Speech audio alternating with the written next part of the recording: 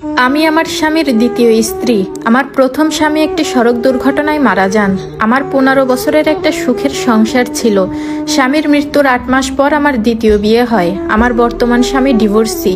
সত্যি বলতে এত তাড়াতাড়ি আবার বিয়ে করার কোনো ইচ্ছা আমার ছিল না, কিন্তু জীবনযাত্রার নানান দিক বিবেচনা করে এই সিদ্ধান্ত নিতে বাধ্য হয়েছিলাম।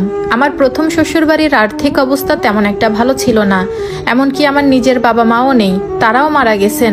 বাবার বাড়ির আর্থিক অবস্থাও একদম ভালো না। 2 সন্তানকে নিয়ে আমার মাথা গোজার তেমন কোনো ঠাঁই ছিল না। স্বামী মারা যাওয়ার পর কিছুদিন শ্বশুরবাড়িতেই ছিলাম, কিন্তু কেউ আমাদের দায়িত্ব নিতে এগিয়ে আসেনি।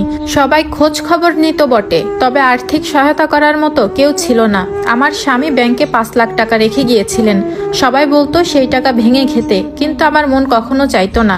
আমি মনে করি ওই টাকা আমার সন্তানের ভবিষ্যতের জন্য সঞ্চিত। যদি আমার হঠাৎ মৃত্যু হয়, তবে যেন আমার সন্তানদের রাস্তায় না দাঁড়াতে হয়, এই চিন্তা আমাকে সবসময় পাগল করে ফেলে। তাই সিদ্ধান্ত নিয়েছিলাম ঢাকায় গিয়ে একটা কাজ করে বাচ্চাদের মানুষ করব। সেই দিনগুলো আমার খুব কষ্টে কেটেছে। ঢাকা শহরে চাকরির জন্য বেরিয়েছিলাম। কত মানুষ যে খারাপ প্রস্তাব দিয়েছে, তাদের প্রস্তাবে রাজি হলেই ভালো চাকরি হয়ে যেত। প্রতিটা জায়গায় জায়গায় হেনস্থার শিকার হয়েছি। অল্প বয়সে স্বামী হারানো যে কতটা যন্ত্রণা, কতটা ভয়াবহ, তা কেবল ভুক্তভোগীই জানে। অনেকে আমার অভাবের সুযোগ নিতে চেয়েছিল, কিন্তু আমি সেই সুযোগ কাউকে দেইনি। ঠিক সেই কঠিন সময়ে আমার বর্তমান স্বামী আমার জীবনে আসেন।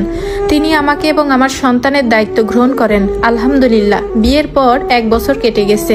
আমি এবং আমার সন্তানদের নিয়ে এই সংসারে আমি বেশ ভালো আছি। আমার স্বামী খুব সাপোর্টিভ, সে আমাকে অনেক ভালোবাসে, সম্মান করে। কিন্তু সমস্যা এক জায়গায় রয়ে গেছে। আমার দ্বিতীয় বিয়ের কারণে আমার প্রথম শ্বশুরবাড়ির লোকজন এখনো আমাকে অনেক কটু কথা শোনায়। আমি চাই সবকিছু আগের মতোই চলুক। আমার নিজের বাবা মা নেই, অনেক ছোটবেলা তাদের হারিয়েছি। বাবা মা না থাকায় 15 বছর ধরে আমি আমার প্রথম শ্বশুর শাশুড়িকে মা বাবা বলে ডেকেছি। তাদের প্রতি আমার এক অদ্ভুত মায়া কাজ করে। খুব ছোটবেলায় আমার বিয়ে হয়েছিল, বলতে গেলে তাদের কাছেই আমার বড় হওয়া। আমি সবার সঙ্গে ভালো সম্পর্ক বজায় রাখতে চাই, কিন্তু তারা আমার এই বিয়ে একদমই মেনে নিতে পারছে না। তারা কেন বুঝতে চাচ্ছে না আমি যে আমার বাচ্চাদের নিয়ে ভালো আছি। আমার প্রথম সংসারে শ্বশুর শাশুড়ি ননদ সবাই শুধু ফোন দিয়ে বলে, গার্মেন্টসে চাকরি করো, গার্মেন্টসে চাকরি করে বাচ্চাদের মানুষ করতে পারলে না, কেন বিয়ে করলে? দ্বিতীয় বিয়ে করা কি খুব প্রয়োজন ছিল তোমার? আমার আগের সংসারে একজন ননদ আছেন, তার সাথে বিয়ের পর থেকে সম্পর্ক আমার মোটামুটি, তেমন একটা ভালো না। কিন্তু ইদানিং সে আমাকে ফোন দিয়ে নানান রকম কটু কথা শোনায়, নানান খারাপ কথা শোনাতে থাকে। কেন বিয়ে করলাম, আমি খারাপ, আমি নষ্টা। তার ভাই মারা যাওয়ার 8 মাসের মাথায় আমি কেন বিয়ে করলাম?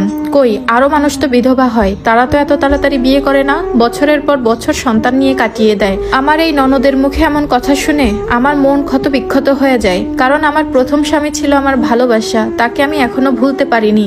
আমার এই বড় ননদের অনেক আর্থিক অবস্থা ভালো, শ্বশুরবাড়ি প্রভাবশালী। কই, স্বামী মারা যাওয়ার পর তো কখনো আমার এই ননদকে দেখিনি। আমার ছেলে মেয়ের হাতে 500 টাকা গুজে দিয়ে বলতে যে তোমরা কিছু কিনে খেও। আমার শাশুড়ি গত 1 সপ্তাহ আগে আমাকে ফোন দিয়ে বলেছে আমি যেন তাদের কাছে চলে যাই, এই সংসার করা লাগবে না, 2টি সন্তানকে নিয়ে কাজ করে খাও, আমাদের কাছে থাকো, তাও ভালো থাকো। আমি আমার 2টা সন্তানকে রেখে কিভাবে গার্মেন্টসে চাকরি করব? আমার বড় সন্তান ক্লাস 6-এ পড়ে আর ছোটজন ক্লাস 2-তে পড়ে। এই 2টা সন্তানকে আমার একার হাতে মানুষ করা প্রায় অসম্ভব ছিল, অথচ তারা নিজেরা কোনো দায়িত্ব না নিয়েও এত বড় বড় কথা শোনায়। তাদের কথা শুনলে মনে হয় আমি যেন পৃথিবীর সবচেয়ে পাপী মানুষ, আমি সবচেয়ে বড় অপরাধী। তাদের কথা শুনলে আমার হৃদয় জ্বলে পুড়ে ছারখার হয়ে যায়। পৃথিবীতে আপন বলতে আমার তেমন কেউ নেই। যে শ্বশুর শাশুড়িকে নিজের মা বাবার মতো মনে করতাম, তারা আমাকে এখন ক্ষত বিক্ষত করে দিচ্ছে। আমার মনের সব কথা আমি একমাত্র আল্লাহকেই বলি। গত 1 বছর ধরে আমি চেষ্টা করে যাচ্ছি আমার প্রথম সংসারের শ্বশুরবাড়ির লোকজনের সাথে সম্পর্ক ঠিক রাখার, কিন্তু আমি ব্যর্থ হয়েছি। তাদের কথার অপমান, তাদের কথার আঘাত একদমই সহ্য করা যায় না। আমার বর্তমান স্বামীর পরিবারের সবাই আমাদের মেনে নিয়েছে, আমার সন্তানদের মেনে নিয়েছে। তারা খুব যত্ন করে, আদর করে, অথচ তারা মানতে পারছেন না। আচ্ছা, আমার এখন কি করা উচিত? আমি কি সত্যি বিয়ে করে অপরাধ করেছি, কোনো অন্যায় করেছি? আমি যখন এসব কথা সহ্য করতে না পেরে খুব বেশি কান্না করি, ভেঙে পড়ি, কিছুই ভালো লাগে না, তখন আমার বর্তমান হাজবেন্ড আমাকে খুব সাপোর্ট করে। সে খুব ভালো মেন্টালিটির একজন মানুষ। আমার বর্তমান হাজবেন্ড ডিভোর্সি, তার মানে এই না যে সে খুব খারাপ। তার প্রাক্তন স্ত্রী তাকে ঠকিয়ে অন্য এক ছেলের সাথে চলে গিয়েছে। সে জানে হারানোর ব্যথা কতটা, তাই সে এখন আমাকে কোনোভাবেই হারাতে চায় না, আমিও তাকে হারাতে চাই না। আমি চাই আমার সন্তানরা ভালো একটা ভবিষ্যৎ পাক। আজকের এই স্টোরিটা একটা আপু পাঠিয়েছেন। আপুকে বলবো, আপু বর্তমান সংসার নিয়ে আপনি একটু বেশি মনোযোগ দেন, কারণ আপনার দায়িত্ব, আপনার বাচ্চাদের দায়িত্ব কে নিত? কেউ তো এতদিন নেয়নি, তাই না? আপনার বর্তমান হাজবেন্ড যেহেতু নিয়েছে, তাই তার সংসারটা ভালো করে করা উচিত। আর আপনার প্রথম সংসারের শ্বশুর শাশুড়ি ননদ যে কথাগুলো শোনাচ্ছে, ওগুলো হচ্ছে মুখের বাতেলা।